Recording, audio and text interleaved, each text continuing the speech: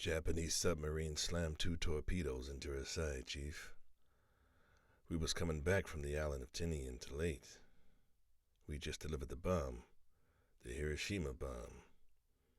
1,100 men went into the water. Vessel went down in 12 minutes. Didn't see the first shark for about half an hour. Tiger, 13-footer.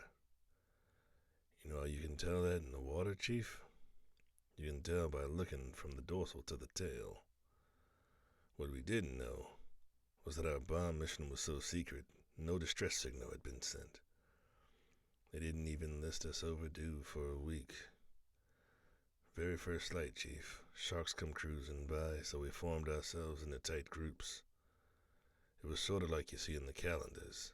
You know, the infantry squares in the old calendars, like the Battle of Waterloo, and the idea was the sharks was come to the nearest man. That man, he starts pounding and hollering, and sometimes that shark, he goes away. But sometimes he wouldn't go away. Sometimes that shark looks right at you, right into your eyes. And the thing about a shark is he's got lifeless eyes, black eyes, like a doll's eyes. When he come at you, he doesn't even seem to be living, till he bites you, and those black eyes roll over white.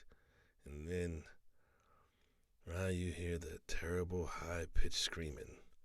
The ocean turns red, and despite all your pounding and your hollering, those sharks come in, and they rip you to pieces.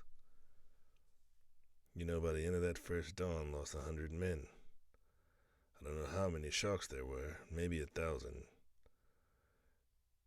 I do know how many men they averaged, 6 an hour. Thursday morning, Chief, I bumped into a friend of mine, Herbie Robinson from Cleveland, baseball player, bosun's mate. I thought he was asleep. I reached over to wake him up. He bobbed up down in the water, like he was a kind of top, upended. Well, he'd been bitten in half below the waist. At noon on the 5th day, a Lockheed Ventura swings in low. He spotted us, a young pilot, a lot younger than Mr. Hooper here. Anyway, he spotted us, and a few hours later, a big old fat PBY come down and started to pick us up. You know, that was the time I was the most frightened, waiting for my turn. I'll never put a life jacket on again. So 1,100 men went into the water. 316 men come out. The sharks took the rest. June 29th, 1945. Anyway, we delivered the bomb.